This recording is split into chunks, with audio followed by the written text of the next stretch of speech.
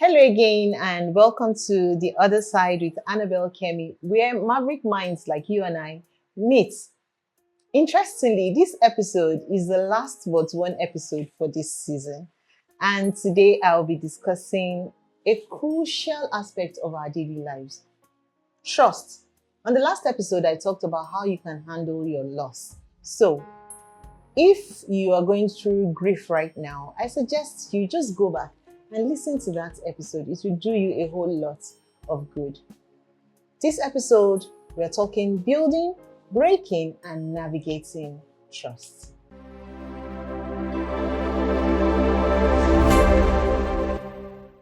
There is a common saying that trust is like a mirror. When shattered, it cannot be put together again. It is a delicate yet powerful force that permeates every aspect of our lives. Trust influences our interactions, our decisions, and our emotional well-being. Now, how do you define trust? Trust is defined as the adhesive, that is the glue, that binds individuals together in relationships, whether they be personal, professional, or societal. It is the cornerstone on which bonds are built and maintained, emphasis on maintained. At its core, trust embodies reliance, confidence, and a belief in the reliability, integrity, and intention of others. Trust is also the willingness to be vulnerable, to open yourself to the possibility of disappointment and betrayal in the hope of mutual understanding and support. Psychologist Erik Erikson aptly identifies trust as the foundational stage upon which all subsequent stages rely. According to Erikson, trust forms the basis of healthy interpersonal relationships and is essential for emotional stability and growth. The psychological effects of trust extend far beyond individual relationships. It permeates societal structures and shapes collective behavior. Francis Fukuyama posits that trust is a fundamental determinant of societal well-being. It fosters cooperation, innovation, and economic prosperity.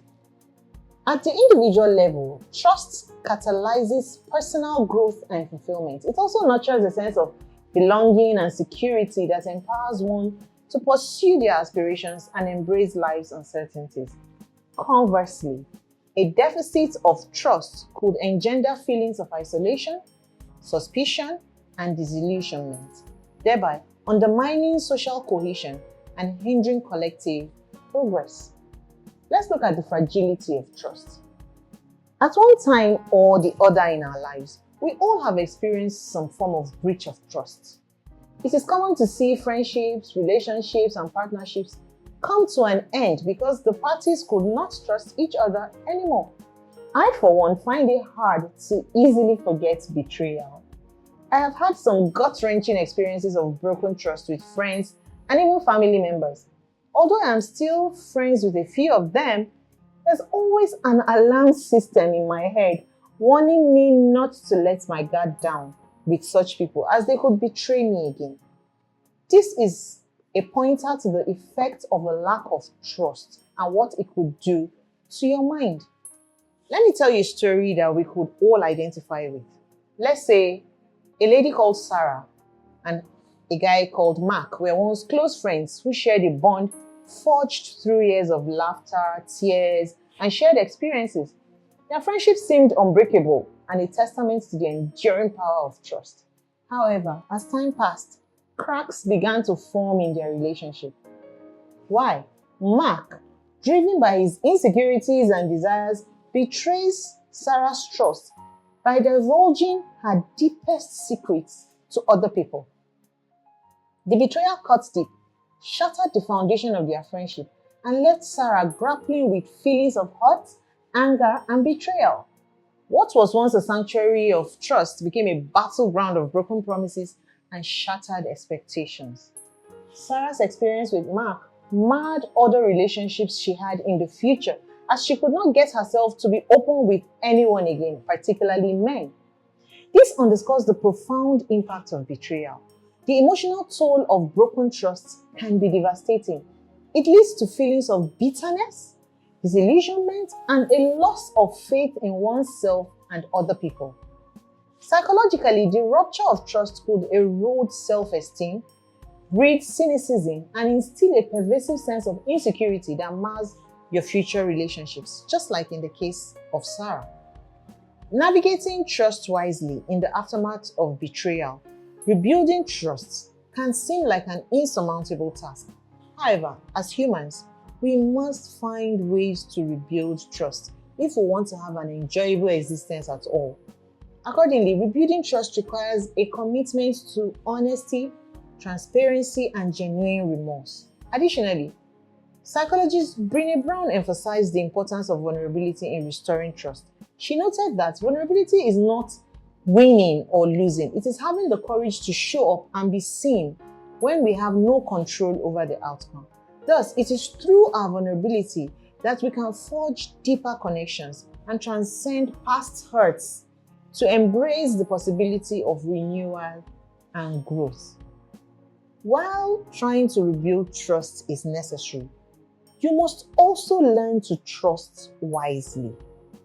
Trusting wisely requires discernment and self-awareness, recognizing the nuances of human nature while remaining attuned to your boundaries and instincts.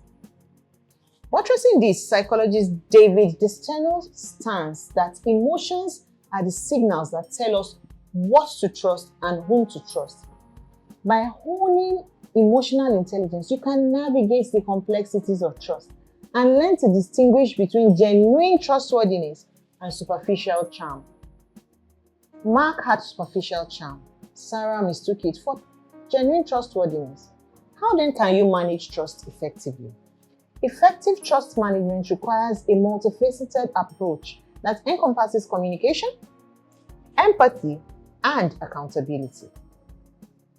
Let's start with communication. Communication serves as the cornerstone of trust, enabling us to articulate our needs, our concerns, and expectations openly and honestly.